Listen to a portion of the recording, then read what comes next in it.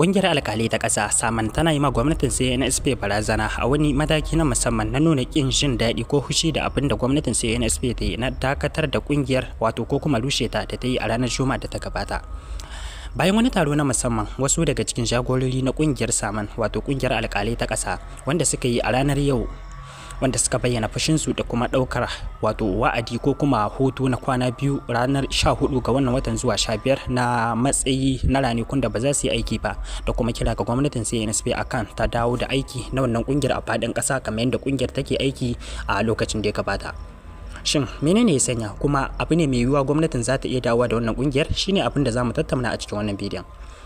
A ranar Juma'a da ta gabata da idan ba ku mance ba a ƙarƙashin ofishi na ministan cikin gida General Tumba Muhammad ya bayyana soke aikin ƙungiyar bisa yarda da kuma mambobi na gwamnatin CNSP baki ɗaya da suka yi.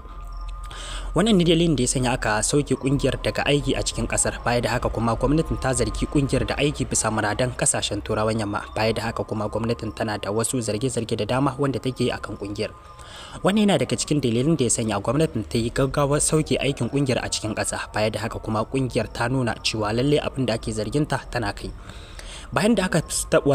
fitar da sanarwa akan dakatar da ita daga aiki a ranar Juma'a, ranar Asabar wato kwana daya da rushe kungiyar gabaki daya da aiki. Shugabanni na kungiyar sun tura kiranye ga shugabanni na kasashen duniya akan su tsoma baki akan a bar su ci gaba da aiki bisa muradansu da kuma yanda suka tsara kungiyar su. Ita dai wannan kungiya ce wadda take aiki a cikin kasar jamhuriyar Niger, sai dai kuma ita ma akwai nata dokoki. A cikin abubuwan da ta hiba ƙarfi shine yin amfani da ƙarfinta da kuma yanda aka gina ta lokacin mulkin siyasa, lokacin da suka samu dama suka sanya sharaɗoɗin su ga gwamnatin da take mulki lokacin da aka kafa kungiyar akan za a bar su yi aiki yanda suke so ba tare da an ringa tsoma musu baki ba, ko da kuwa sun kauce hanya. To wannan shine babban dalilin da ya sanya gwamnatin CNSP ba za ta lamunci wannan cin mutunci ko kuma wannan cin karan shanu ba a wannan yanayi, domin gwamnatin CNSP ta ce dole ne daga ƙasa har sama sai ya kasance kowa ya gyaru idan dai har ana so ya kasance tafiya ce ake ta 'yan ƙasa. Shin me ya kawo wannan rikici ko kuma turka wannan ina ta samu asali? A 'yan kwanakin da suka gabata wato mako biyu da ya gabata, kungiyar ta wanke wasu 'yan mata da ake zargi da auren shinsi da kuma tabbatar da cewa ba su da wani laifi, duk da cewa an kama su dumu-dumu da laifi. Wannan shine musabbabin abin da ya ƙara ruruta wutar rikici da yake tsakanin bangarorin guda biyu. Kuma baya da haka akwai wasu abubuwa da dama wanda gwamnatin bata bayyana su ba, wanda ta ce dama ma tana cike ko kuma tana da haushin ita kungiyar bisa yanda take ayyuka da kuma wasu dokoki da sharuɗoɗi wanda kungiyar take akwai basu dace da muridai na aikin gwamnatin CNSP ba. Ta yaya za a ce kungiya mai yin aiki na shari'a ba ta aiki da wasu dokoki ko kuma tana da nata ita ma dokokin wanda suka sha bamban da na hukumomi na ƙasa, alhalin kungiya ce wadda take aikin shari'a ga ƙasa ta jamhuriyar Niger, baya da haka kuma ƙasa wadda take dauke da tarin musulmai kaso 99 ko kuma sama da haka duka musulmai ne. Ta yaya za a yi a zuba ido a ga kungiyar tana irin wannan aiki ko kuma tana wanke 'yan mata wanda suke da babban laifi, wanda idan har za a yi amfani da shari'ar da ta dace ma hukuncin rataya ne dace da su, sai dai kuma aka yanke musu hukuncin shekaru 3 a gidan maza duba da yanda suka aikata laifin.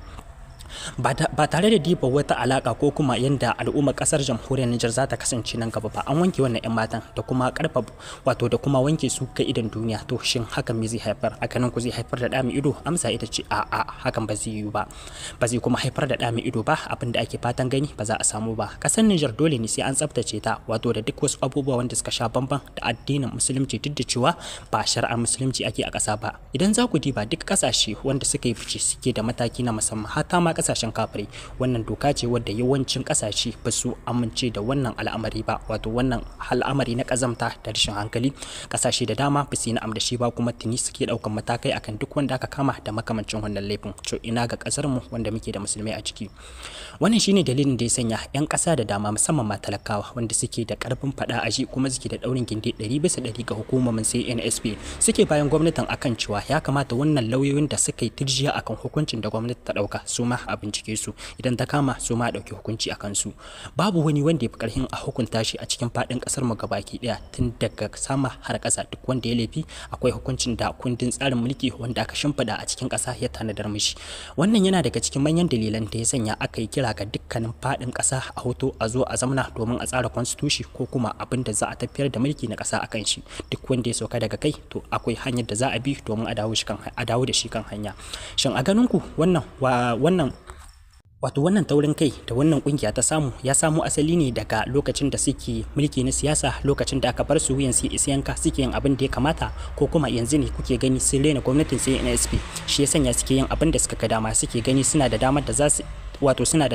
su ringa sarawa har inda ba gaba a wannan yanayi.